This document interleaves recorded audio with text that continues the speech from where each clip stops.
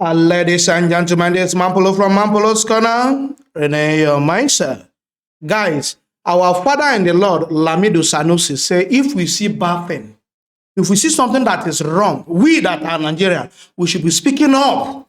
That is now time for us to be holding our leaders to account. I can't say Lamido Sanusi, you mean him? He say yes. The amiable emir said that if we continue to keep quiet and keep mute, if we continue not to be speaking up, if you refuse to be speaking up, that a time will come, we will not have Nigeria to keep for our children or call our own. For those who think I'm making it up, all right, now watch video. And like I said in Abuja, I have my record of service. My father has his record of service. My grandfather has a record of service. We cannot be intimidated by somebody because you're president or you're a governor, and we cannot tell you that you're wrong. We've chosen different paths. And I said yesterday, and I'll say it again, if I'd gone into politics, at least given the people that have succeeded in becoming president in Nigeria, I could have been president. Or I could be governor. So that I choose not to go into politics does not make me a subordinate human being. And this is what we all have to learn as Nigerians. We take too much rubbish. And we're all too afraid, too much in our comfort zones. And by the time these guys finish with us, our children will not have a nation. And this is the real challenge that we face. How do we stand up? How do we retrieve our nation? How do we go back to that vision that we had? How do we give our children the opportunities that we have had? And even better. And this is the question that each of us must take with us. And the only way to do it is, if you're not in politics, you must hold those in politics to account. Jesus. It's not a comfortable situation to be in, but believe me, when people are incompetent and they don't like you, you wear their dislike as a badge of honor. You can't be comfortable. You can't be normal in a dysfunctional environment. That's right. So we must get outside our comfort zone, and that is only will change this country. And for the young people, do not fear. This is your country. This is your future. Take hold of it. Work for it. Build it. Don't let anyone tell you to run away because you have a degree. Go to England, go to America, go to France. This is your country. You're coming back here. So let's work to build one for you. And you help us build this country for you. Thank you very much. Thank you, sir. When I don't hear from our emir, yes. You don't see advice when he give us. When Nigerian people can't see this advice finished, now they can't say no. We need to be speaking up on this election, this last election when they do. So we go speak up. According to our father, as our father have advised us, the emir Lamido Sanusi, he said the youths of Nigeria say we must speak up. So, now they can't say all eyes on judiciary. They can't dey trench. Because they trend for social media, they trend for Lagos, they trend for anywhere in Nigeria, billboard everywhere. They call the place for billboard. All eyes on judiciary, Nigeria we must speak up. All eyes on judiciary, Nigeria we must speak up. It can't trend everywhere. What can happen now when we speak up? Baba, our father Sanusi, as you advise us to speak up now, when we speak up with our write-up on billboard, on social media, it can't trend. What can happen now? What did they say than do the billboard? Then say people want to write that billboard. They are anarchists. They are bad people. They are trying to incite one form of violence because you're right. All eyes on judiciary. That the law should prevail. Your right say the law should prevail. It's a problem. Okay. For those who never see what it and do the billboard now. Watch the video. Epic. Subsidy is gone. I loved it. Long live for subsidy. Let me just take one reaction from that's been trending on WhatsApp. This person says, full tank in May 2023, 15K. Full tank in June 2023, 35K. Petrol. Full tank in July 2023, 55K. Petrol. Same year, same car, same tank, same filling station, same country, same people, and the last but not the least, same salary. I mean, a lot of people are still protesting that by August it ought to be 60-something-thousand. It's not high enough. The fuel price is not high enough. No. Market fundamental, market forces must take over. This 55k, Oji, is not high enough. Fuel should be sold at 720. Market forces should take over. Don't kill Nigerians. Yeah. Don't kill Nigerians. It's the truth. Please. Don't kill Nigerians. Economics means sense. Yeah. If economics is not benefiting the grassroots people, any economics is senseless. Driving to work this morning just occurred to me that most Nigerians are poorer. Yeah. Because even if you're on the same salary, if you got an increment in your salary, please don't rejoice too much, because perhaps they just made you match up to what you were earning before. Yes. Or perhaps even lower than what you were earning before, because the prices don't add up. Yeah. And the pressure is on employers. They also cannot afford to increase salary. So we are all managing, trying to cut things. And our resilience sometimes do not even make us understand just how much we have reduced our quality of life in terms of our spending. It's that we keep managing, we keep cutting down, we keep cutting costs, but Nigerians are poorer. Something's got to give, and I know, like you said, subsidy is back. But there's another topic, all eyes on the judiciary, which is the one really what's trending. Well, good morning to you, viewers. Let's begin what's trending with reactions trailing the removal of billboards promoting the words, all eyes on the judiciary across the country. Over the weekend, the Advertising Regulatory Council of Nigeria ordered the removal of the billboards and dissolved its advertising standards panel for approving the ads sponsored by a group known as the Diaspora for Good Governance. The ads were put up as the Presidential Election Tribunal prepares to deliver its verdict on the petitions challenging the victory of President Bola Ahmed Tinubu, Frank Shaibu, an aide on communication to former Vice President of Nigeria, Atiku Abubakar, said the removal of the billboards across the country is an assault on freedom of speech. I mean, he's not the only one, Dr. Abati, saying that this is an assault, but let me just take some parts of that statement from Archon. They wrote, the advertisement is controversial and capable of instigating public unrest and breach of public peace. Further stating that the advertisement is considered a blackmail against the Nigerian judiciary, the Presidential Election Petition Tribunal, and particularly the honorable justices of the tribunal, who are expected to discharge their judicial functions without fear or favor over a matter that is currently jus pendens. I mean, Dr. Abati, you are the law student here. Okay, two sides to this story. Yesterday, when that story broke, it was said that Tinubu had dissolved the board of Archon, or is it the advertising standards panel. I thought that, appeared very strange, because that would be a draconian way to intervene in the operations of a body established by statutes.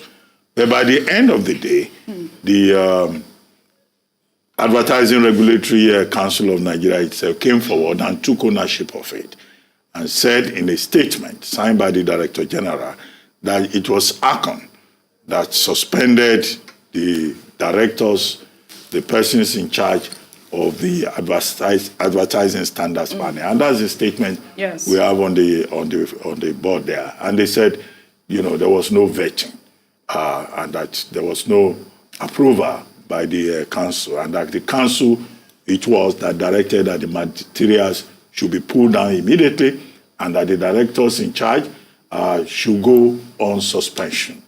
What are the arguments that the Archon was putting forward?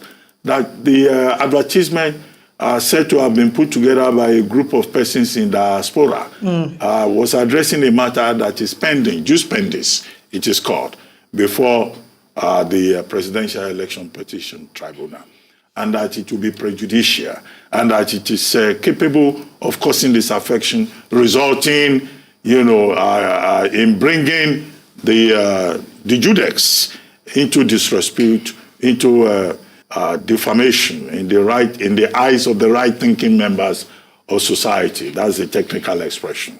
And then so the Archon took ownership of it. The other side of the argument, which I said I was worried about when it was said it was the presidency that took a decision, It's about the right to free speech. Okay? People can say all lies are on the judiciary. They can go and put it there. So I thought, how would the Tinubu administration politicize this? But they have been pushed out of it. ACON has taken responsibility as a body established by law. However, the other side of it is that, look, the judiciary has been under fire. Everybody has been saying the judiciary, all eyes are on the judiciary. But within the context of where the presidential election petitions are now, where final written addresses have been adopted, the concern, is that attempts have been made from different directions to put pressure on their lordships. And that would be contemptuous to do so. Yeah. Contempt in face of court, or contempt away from the face of the court, which is called contempt ex facie curia. In which category will fall the allegation by Babatunde Fashola SAN that some people were saying, he was writing a judgment for the presidential election petition tribunal. But the truth that we all know is that Nigerians are all anxious about the outcome of that presidential election petition tribunal. That is the point. And what will come out of the 180 days process prescribed in the Constitution for the determination of petitions arising from the presidential election process. So that is why this takes on a fresh significance. And people are saying, if you are pulling down the billboard, okay, all of us have been saying it now, that the judges must do their job without fear or favor, without, no matter whose ox is God. 100%. That's the received wisdom 100%. There. So it's a two-way thing. ACON can hide under the fact that, it's the regulatory authority, but it is ACON acting under pressure. Did anybody push ACON to come out with this statement? Is ACON's statement a cover-up as a result of pressure from certain interested parties? Those are very valid. But as for the statement, yes, the judiciary is under pressure. After all, the recent MBA Spidel conference, the whole issue was about the role of the judiciary and the role of lawyers who are forum shopping and misbehaving contrary to the rules of conduct in this entire process. So as a statement, not many people will quarrel with it. So the relevant questions to raise is ACON acting truthfully? Was ACON pushed? And why? Because this will not even stop people from saying all eyes are on the judiciary. It's been trending. Certainly, all eyes are on the judiciary. That's the hashtag trending. But the judges should also not be intimidated. All right. Because that will be contemptuous. Especially Korea. Especially Korea. Thank you very much, Dr. Ruben Abati. Yeah, you have spoken well. You have spoken well this time, because sometimes I know the two bring you anything, because I know they like about what they did. But for this one, you have spoken well. Now, it comes there one group, one bust out, say no, no matter how much they want to suppress all eyes on judiciary. Say it's not going to work. You think I'm making it up? All right, now, watch the group. That the 2023 Nigerian presidential election has moved from the ballot to the courtroom. Okay.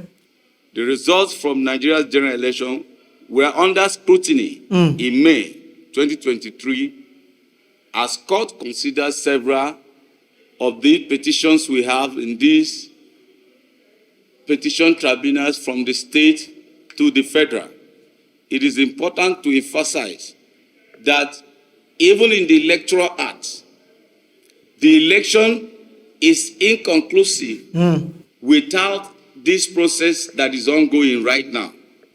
We all know that the election petition tribunals are part and parcel of the elections. Election process. If the Constitution were to be rejected, we are not supposed to have governors, members of the National Assembly, or anybody install the president until this process is exhausted. But coincidentally, where we are now in our political trajectory, this process is included, yet somebody has to be installed so there won't be no vacuum. Hence, we have some people at the National Assembly whose cases are the tribunal, people who are sitting as governors whose cases are the tribunal, and somebody overseeing Nigeria as a president who is still at the presidential election tribunal. That notwithstanding, it is important now to know that the presidential election tribunal particularly, whose outcome will have stronger effects on Nigeria's democracy and governance, has become a subject of attention.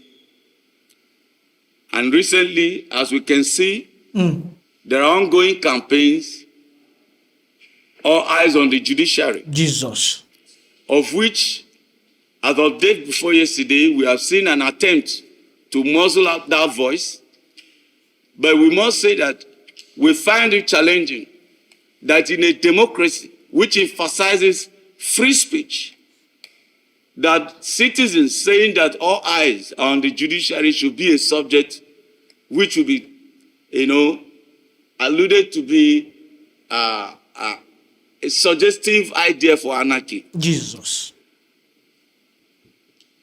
It is surprising that those who believe in the tenets of democracy are actually opposed to freedom of speech to the extent that the citizens say that all eyes on the judiciary has become a subject for which some people have been termed anarchists. But that is unfortunate.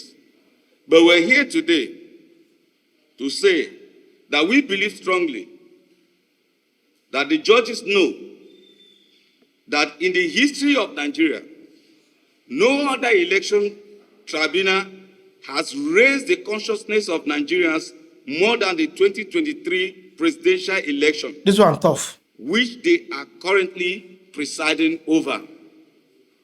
We have seen tribunals, we have seen election adjudicatory processes in the times past. But I will tell you that no other time in Nigerian history has it been this consensus. It's true. Now, many Nigerians, both home and abroad, and even beyond Nigeria, in fact, if you watch some foreign media, till tomorrow, they are subject of social discourse. As of Sunday, we had a very prominent former British member of parliament, George Galloway, having a world media platform where Nigeria's democracy and the ongoing tribunal was discussed. That's to tell you that, unlike before, Nigeria has become a subject of international attention strongly. Hence, the judges at the presidential tribunal knows that, like no other time in Nigerian history, it has become a subject of interest, and this is one of the things we want to emphasize. Thank you. Oversee the gentleman. Oh, man. So now I'm going to ask our father in the Lord, Lamido Saniso. When he said, would they speak up? As we speak up now with the billboard and social media, what is happening? Are they not tending to now suppress it in Nigeria? That's what I'm asking. Do we actually have freedom of speech in that country? Do we? I don't know. Some people could answer me at the comment section. I may be confused. Well, this is just a billboard. There's no fight. There's no violence. It's not even a protest. Billboard display that all eyes on judiciary in either way. Even if that could be anybody that writes that, it could be somebody from APC, that we are still waiting on judiciary. It doesn't mean, judiciary, you must listen to P2P. Judiciary, you must go in the direction of Atiku. That's not the interpretation of all eyes on judiciary. That's not the interpretation. But you people have seen it as if it's an interpretation because you people feel that probably the masses are against you. If you have done the right thing, why are you afraid? That's the question. If you know you've done the right thing, why are you afraid of any write-up? Why are you afraid? The people that spoke English say, clear conscience fears no accusation. Why are you afraid of any write-up or any blogger coming to say something? If you know you are right, you are right. Guys, I don't want to talk too much. If you love what I'm doing here, don't forget to subscribe to my YouTube channel. Follow me on Facebook and Instagram and even on TikTok. All I'm uploading. I love guys. Peace out.